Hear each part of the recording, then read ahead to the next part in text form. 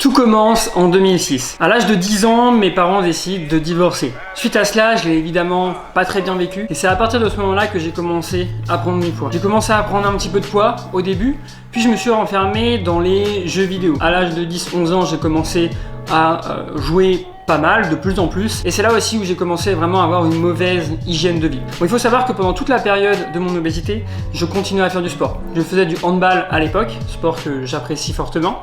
Et je continuais à en faire, mais malgré tout, j'ai quand même pris du poids. Comme quoi le sport ne fait pas tout. Je me souviens que je mangeais énormément. Je grignotais énormément entre les repas. Pendant les repas, je me resservais systématiquement. Ce qui a fait que j'ai pris du poids jusqu'à atteindre les 106,5 kg à l'âge d'environ 13-14 ans. Donc ça a été quelque chose très compliqué à vivre pour moi, puisque je subissais en fait énormément de moqueries. J'ai eu le droit à de beaux petits surnoms, de la part même de certains de mes amis qui disaient ça un petit peu pour rigoler. Et de mon côté, ça me faisait aussi un petit peu rire, mais on n'ose pas dire réellement que ça nous gêne et qu'on se sent pas bien par rapport à ça. Et ça, c'est une situation que je comprends, que j'ai moi-même vécue, puisque à l'époque, je me souviens que je ne disais absolument rien, alors que intérieurement, je le vivais évidemment très mal. Ça m'arrivait même de pleurer en rentrant chez moi le soir. Rio, non! Suite à cela, il m'arrivait souvent d'avoir des rendez-vous médicaux chez mon médecin généraliste de temps en temps pour diverses raisons. Et je me souviens qu'à l'époque, à chaque fois que j'allais chez mon médecin, il me disait qu'il fallait que je perde impérativement du poids parce que ma santé était en jeu et qu'au final, je risquais à avoir de gros problèmes par la suite, de problèmes cardiovasculaires, dans le sens où évidemment l'obésité n'est pas bon du tout pour la santé. Notamment quand on commence si jeune, on sait que passer par exemple 10 ans ou 15 ans de sa vie obèse, pour les articulations ou pour le cœur, c'est pas du tout quelque chose de sain. Donc effectivement, j'allais à chaque fois sur ces rendez-vous, je sortais à chaque fois très triste, limite en pleurant, à chaque fois avec ma mère, je me souviens, parce que on me disait des choses, mais aujourd'hui je n'arrivais pas à l'appliquer. J'avais pas envie de passer par la solution qu'on me proposait, qui était l'hospitalisation. Donc ce que je décidais à chaque fois, c'était tout simplement de faire des régimes. Je tentais un petit peu des nouveaux régimes, donc la soupe aux choux, manger des légumes que pendant une semaine, sauf que je tenais qu'une semaine et après j'abandonnais tout et limite ça me faisait reprendre du poids. Par rapport à cela, c'est aussi à cette époque où je me suis renfermé de plus en plus sur les jeux vidéo. C'est vraiment là où mon hygiène de vie se dégradait puisque je jouais aux jeux vidéo jusqu'à 3, 4, 5 heures du matin, 7 jours sur 7. Donc je dormais effectivement très peu, je mangeais énormément, je grignotais beaucoup. À côté je faisais quand même un petit peu de sport mais pas suffisamment par rapport à mes apports. Donc je me suis renfermé beaucoup sur moi-même à cette époque par rapport aux moqueries, par rapport aussi au fait que je me renfermais dans les jeux vidéo. Je trouvais un petit peu un refuge justement dans ces jeux vidéo où j'avais en fait une seconde vie. Je m'épanouissais évidemment beaucoup à cette époque mais ça me renfermait beaucoup socialement. Et puis un jour, en rentrant de l'école, j'ai eu un espèce de déclic, probablement peut-être dû à une moquerie que j'ai pu avoir. J'ai été voir ma mère et je lui ai dit que j'étais d'accord pour me faire hospitaliser. Donc suite à cela, j'ai décidé de me faire hospitaliser pendant un mois. Donc c'est une espèce d'école, de centre en fait. C'est pas réellement de l'hospitalisation mais c'est un centre où pendant un mois j'allais dans ce centre et l'idée c'était qu'on m'apprenne à manger, qu'on me fasse faire plusieurs tests pour que je sorte et qu'après je perde du poids. Il y avait aussi la question de me faire scolariser dans ce genre de centre, donc toute une année, mais je voulais vraiment pas, je voulais rester entre guillemets dans une école normale et du coup j'ai décidé de le faire que sur un mois. Premier jour où je rejoins ce centre, l'enfer. J'appelle ma mère une heure après parce que je voulais déjà rentrer. J'étais avec des personnes que je connaissais pas. Souvenez-vous, c'était très difficile pour moi. J'étais quelqu'un d'assez timide, d'assez renfermé. Et puis j'étais avec d'autres jeunes. Bon, des jeunes qui souffraient de plein d'autres maladies. Il n'y avait pas que des personnes obèses. Il y avait des personnes qui étaient diabétiques, etc., etc. Et donc suite à cela, ça a été très compliqué le premier jour. Et puis au final, au bout d'une semaine, 2 semaines, franchement, j'ai adoré. C'était un petit peu comme une colonie de vacances, sauf qu'on faisait attention à ce qu'on mangeait. C'était un petit peu ça. On faisait des activités. Et je rentrais chez moi tous les week-ends. Ce qui fait que je perdais environ 2 kilos par semaine dans le centre. Et le week-end, je perdais aussi 2 kilos. Donc j'étais sur une moyenne en fait de 4 kilos de perdu par semaine. Donc ça m'a fait perdre déjà quasiment 16 kilos en un mois, ce qui était tout simplement énorme. Vraiment, 16 kilos en un mois, c'était vraiment énorme. C'était peut-être un petit peu moins. À la sortie du centre, je suis rentré du coup chez moi et c'est là où j'ai été beaucoup plus strict que ce qu'on m'avait demandé. Je me souviens que j'avais évidemment le droit de manger des féculents ou des choses comme ça. Sauf qu'à partir du moment où je suis rentré, je me suis mis dans une bulle. Je me suis mis à tout simplement me focaliser sur ma perte de poids. Donc je mangeais que des légumes. Je mangeais que ça du matin au soir, ou le matin je mangeais même pareil il me semble. Alors pour moi c'était un repas important à l'époque. Ce qui fait que j'ai perdu énormément de poids. Donc je suis arrivé jusqu'à 80 kg comme ça. Donc à l'époque là je me souviens j'avais arrêté le sport. Et à 80 kg j'ai commencé à rajouter de la course à pied pour m'aider à perdre encore plus. Je courais 3 fois 10 km par semaine, qui était quand même beaucoup pour mes articulations. C'était assez traumatisant dans le sens où j'ai quand même été obèse pendant longtemps et au final mes genoux étaient fragilisés. Donc j'ai développé des problèmes de genoux par rapport à cela. Donc je me suis mis à faire du cardio, je travaillais des abdos aussi tous les jours, à chaque fois pendant 30 minutes en espérant les voir davantage. Et donc j'ai perdu mes derniers kilos jusqu'à arriver au poids de 59-60 kilos. Donc c'est là où je suis tombé un petit peu dans l'anorexie mentale. Puisqu'au final j'ai eu énormément de mal à m'arrêter déjà de perdre du poids. Je savais pas forcément comment faire vu que tous les aliments maintenant me faisaient peur. Et pour moi j'avais le droit que de manger que des légumes. Donc au final si je mangeais que des légumes je perdais du poids. Donc j'ai réussi quand même à m'arrêter, mais ça a été très compliqué. Par rapport à cela, j'avais aussi une pratique sportive assez importante puisque je continuais toujours à faire mes 3 fois 10 km de course à pied par semaine. Je faisais toujours mes abdos et au final, je me suis retrouvé dans une situation où je me semblais bloqué. J'ai commencé la musculation pendant 2 ans. Je me souviens à cette époque, j'ai absolument eu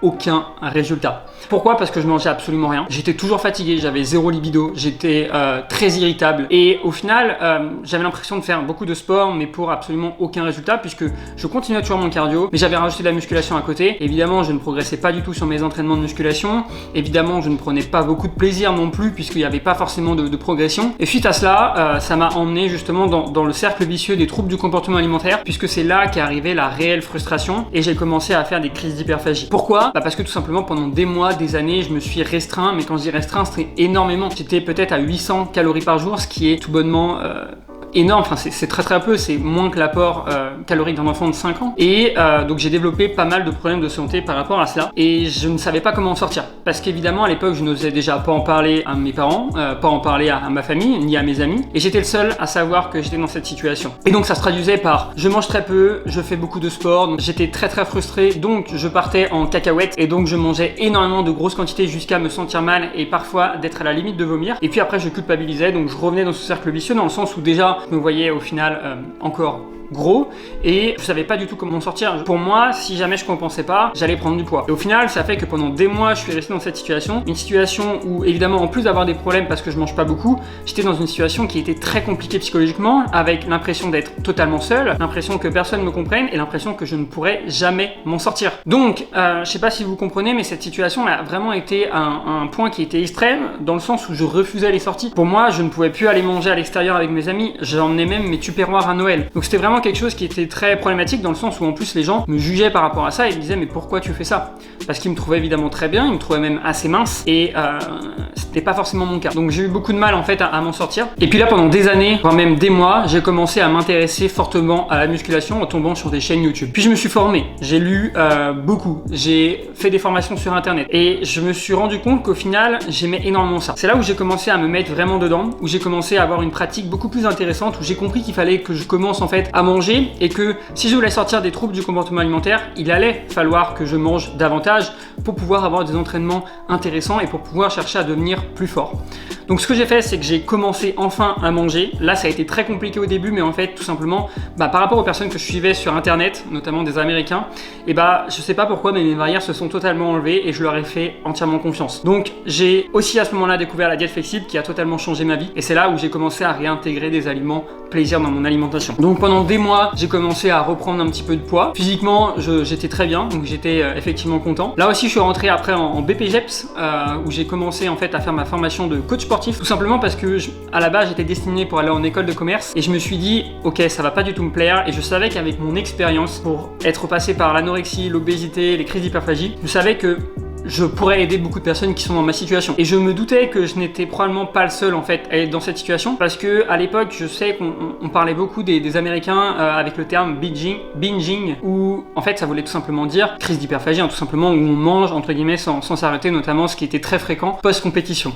Donc je me suis dit, ok, j'adore le sport, j'adore aider les gens, j'ai beaucoup d'expérience par rapport à cela et je sais que je vais pouvoir les aider. Donc c'est là où je me suis lancé, j'ai fait mon BPGEPS, je l'ai eu 1 an après et suite à cela, je me suis lancé dans le coaching.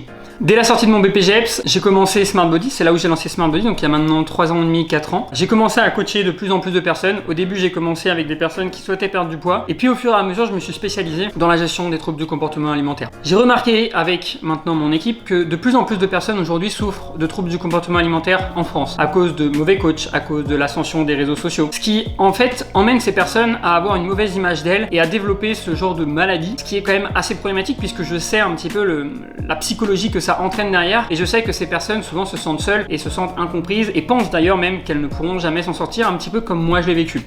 Donc j'ai décidé d'aider aujourd'hui ces personnes tout simplement pour qu'elles puissent vivre une vie normale. C'est moi ce que j'ai découvert juste avant d'entrer en BPGEPS, que je pouvais avoir autant de résultats, voire même beaucoup plus de résultats en allant manger à l'extérieur, en allant voir mes amis, en ayant une copine et en pouvant manger au restaurant sans me prendre la tête. Et c'est à partir de là que ma vie elle a totalement changé. Je vais pas vous mentir, à partir du moment où j'ai réussi à sortir de ce cercle vicieux des troubles du comportement alimentaire et où j'ai réussi à faire ce que je veux sans me prendre la tête tout en ayant plus de résultats, je me suis dit mais comment c'est possible que avant je n'arrivais pas à en avoir alors que j'étais beaucoup plus extrémiste dans ma démarche. Et tout simplement parce que je suis passé sur quelque chose qui était tenable sur le long terme. Et j'ai découvert aussi que en musculation, en transformation physique, le plus important c'était vraiment le long terme. J'ai mis des années à prendre du poids, je suis resté obèse pendant plusieurs années. Ce n'était pas en 6 mois que tout allait changer physiquement. Évidemment j'étais très mince mais j'avais pas du tout de masse musculaire. Donc il a fallu que je m'entraîne pendant plusieurs années afin de développer déjà une masse musculaire qui me plaisait et aussi de sortir des troubles du comportement alimentaire. Donc pour résumer un petit peu sur toute mon histoire, ce que je peux dire c'est que ça a été évidemment une période très compliquée à certains moments de ma vie. J'ai beaucoup souffert sans forcément en parler. Peut-être ça m'a aidé aussi à forger mon caractère. Mais je sais aujourd'hui que c'est possible de sortir des troubles du comportement alimentaire. C'est possible de perdre du poids sans aller forcément dans les extrêmes. C'est possible de perdre du poids tout simplement en allant voir ses amis, en mangeant au restaurant, en mangeant avec ses collègues. Tout ça, c'est évidemment possible. Et qu'il n'y a pas besoin d'être dans les extrêmes aujourd'hui pour avoir plus de résultats. À moins de faire une compétition, franchement, ce n'est pas nécessaire et ce n'est pas quelque chose que nous, on vous recommande. Aujourd'hui, notre mission avec Smart Body, c'est tout simplement d'aider les gens à avoir le meilleur physique qu'ils souhaitent, tout en se sentant bien dans leur peau, ce qui est au final le plus important, et en étant heureux. Par rapport à cela, ça implique évidemment du coup d'avoir une bonne relation avec la nourriture, d'apprécier ses entraînements, de progresser, d'avoir des objectifs et d'avoir quelque chose qui est tenable. Si aujourd'hui, on vous pose une question qui est tout simplement, est-ce que tu te vois faire ce que tu fais toute ta vie? Si la réponse est non, alors vous n'êtes pas sur quelque chose qui est tenable. Et dans ce cas-là, il y a 90% de chances que vous arrêtiez à un moment et que vous retrouviez votre physique d'avant, tout simplement parce que vous n'êtes pas capable de tenir ça sur le long terme. Donc moi aujourd'hui, mon meilleur conseil, c'est de trouver quelque chose qui va vous permettre de tenir, quitte à faire les choses moins parfaitement, faites les choses du mieux possible par rapport à vos contraintes, continuez à apprécier le processus, continuez à apprécier ce que vous faites et je suis sûr que vous aurez plus de résultats. Encore une fois, je préfère quelqu'un qui fait les choses un petit peu moins bien sur le papier mais qui tient pendant, je sais pas, 10 ans plutôt qu'une personne qui fait les choses parfaitement pendant 1 an ou 2 et qui abandonne après. La personne qui aura tenu ça pendant 10 ans sera probablement en meilleure santé, bien plus heureuse et au final aura aussi un meilleur physique. Donc c'est vraiment les leçons que j'ai pu retenir de tout mon parcours et c'est aujourd'hui ce que je veux transmettre à toutes les personnes qui me font confiance et toutes les personnes qui me suivent. Je veux vraiment vous permettre d'être heureux dans votre vie et épanoui avec votre physique sans forcément passer par tout ce qu'on peut voir sur internet comme quoi il faut faire du cardio tous les jours pour perdre, qu'il faut manger 3 feuilles de salade et des glaçons, qu'il faut forcément pas faire de muscu, il faut faire que du cardio, du HIIT, etc., alors que c'est pas vrai du tout. Et les personnes qui vous disent ça, ce sont des personnes qui cherchent la plupart du temps à vous vendre des programmes ou c'est des personnes qui n'ont absolument aucune éducation et qui n'ont aucune connaissance en fait sur ce qui est le mieux ou pas. Voilà pour cette première vidéo, j'espère sincèrement qu'elle vous aura plu. Le but pour moi c'était vraiment de vous apporter un petit peu ma vision justement de ce que nous on fait et de mes valeurs un petit peu avec Smart Body par rapport justement au parcours que j'ai pu avoir. Et ce sont toutes ces étapes, tous ces moments de ma vie qui m'ont emmené à penser comme ça et qui font qu'aujourd'hui je transforme réellement la vie de personnes. Et c'est ça que j'aime, c'est que je ne change pas seulement le physique d'une personne, c'est toute la vie la plupart du temps qui est impactée et positivement. Donc voilà, en tout cas n'hésite pas, tu as toujours le bouton en dessous de la vidéo pour t'abonner et on se retrouve pour nos prochaines vidéos. Salut!